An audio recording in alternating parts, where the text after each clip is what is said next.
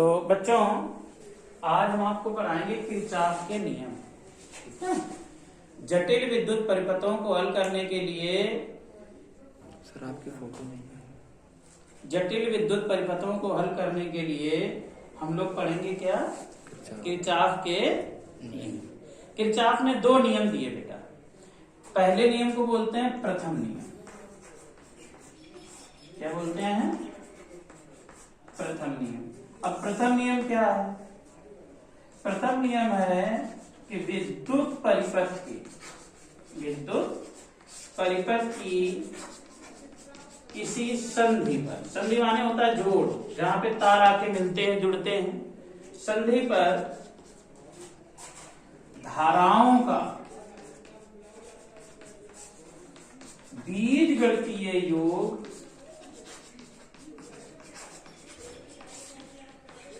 शून्य होता है।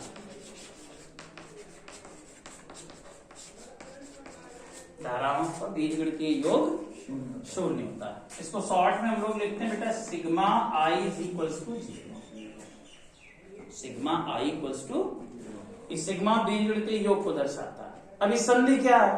जैसे तार नहीं जुड़े होते वायरिंग में, तो मान लो ये वायरिंग का बिंदु है, यहां 5 तार हैं ऐसे, 2 से धारा आ रही I1 और इससे आ रही I2, और इन 3 से जो धारा जा रही है I3, I4 और I5।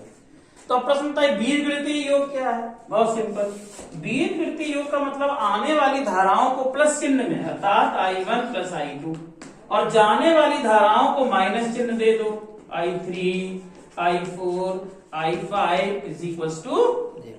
तो ये नियम है सिग्मा आई इक्वल्स टू 0। किसी संधि पर आने वाली और जाने वाली धाराओं का बीजगणितीय योग कैसा होता है?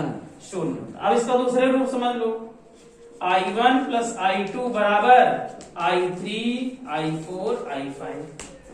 अब एक दूसरी चीज समझो, I1 और I2 क्या है? आने वाली धाराओं का योग, और I3, I4, I5 क्या है? जाने वाले। इसका मतलब है कि विद्युत परिपथ में किसी संधि पर आने वाली एवं जाने वाली धाराओं का बीजगणितीय योग शून्य होता है। तो क्या हो गया?